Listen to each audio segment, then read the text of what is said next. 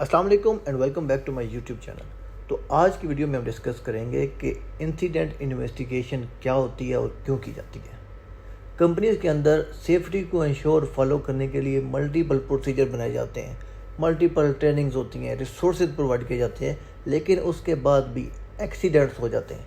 Unfortunately accident होना multiple reason की वजह से हो सकता है।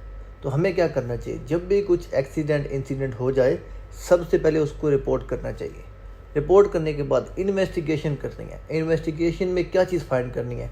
इमीडिएट काज क्या थी, अंडरलाइन कास्ट क्या है, रूट कॉज क्या होगी, कंट्रीब्यूटिंग फैक्टर्स क्या है। उसके बाद उसको रिकॉर्ड करना है, अपने लैगिंग इंडिकेटर का पार्ट बनाना है ताकि लेसन लर्निंग से फ्यूचर में दोबारा इंसिडेंट होने से बचाया जा सके। हमारे पास इन्वेस्टिगेशन करने के लिए मल्टीपल रीज़न होती हैं। हमें इंटरनेशनल स्टैंडर्ड की कंप्लाइंस करनी है, हमने लोकल गवर्निंग बॉडीज़ को उसकी इन्वेस्टिगेशन रिपोर्ट सबमिट करनी है, क्लाइंट को, कस्टमर को, तमाम लोगों को। इसके साथ साथ सबसे जो इम्पोर्टेंट है, रीअकरेंस को रोकना। रीअकरेंस तभी रुकेगी जब हमने इसकी तमाम कंट्रीब्यूटिंग फैक्टर को हाईलाइट कर लेंगे।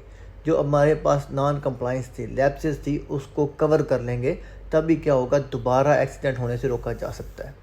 पहली बार एक्सीडेंट हो गया, अगर हम इग्नोर करेंगे, नेक्स्ट टाइम में भी ज़्यादा वर्स होगा। हमारे पास नियर मिसेज और एक्सीडेंट के अंदर सिर्फ एक लक फैक्टर होता है। अगर जो चीज़ ऊपर हाइट से गिरी, किसी आदमी के करीब में गिर गई, नियर मिस थी। अगर सर पे लग जाती, इंसिडेंट था। अगर हमारे पास नियर मिसेज ज़्यादा हो रही हैं, चीज़ हाईलाइट करेगी हमारे पास ट्रेंड एनालिसिस क्या हो रहा है, किस टास्क में, किस एक्टिविटी में, किस एरिया में, किस जॉब डिस्क्रिप्शन में हमारे पास ज़्यादा नियर मिसेज इंसिडेंट्स हो रहे हैं। हमें अपनी अटेंशन वहाँ पे डिवर्ट करनी होगी। हमें एडिशनल कंट्रोल मेजर चाहिए होंगे, हमें स्ट्रॉन्ग सर्विलेंस चाहिए, हमें safety supervisor, audit, inspection, active monitoring करके हम अपनी इंसिडेंट फ्रीक्वेंसी रेशो को कम कर सकते हैं। तो सबसे चीज़ इंपॉर्टेंट कि इंट्रोडक्शन टू इंसिडेंट इन्वेस्टिगेशन क्यों करनी है? कंट्रीब्यूटिंग फैक्टर्स फाइंड करने के लिए, ताकि रीअकरेंस को रोका जा सके, हमारे कल्चर में, हमारे एरिया में इम्प्रूवमेंट आ सके। उम्मीद करता हूँ आपका ये टॉपिक क्लियर हो चुका होगा। अगर इस टॉपिक में आपका कोई भी क्वेश्चन है, आप कमेंट सेक्शन में मुझसे पूछ सकते हैं।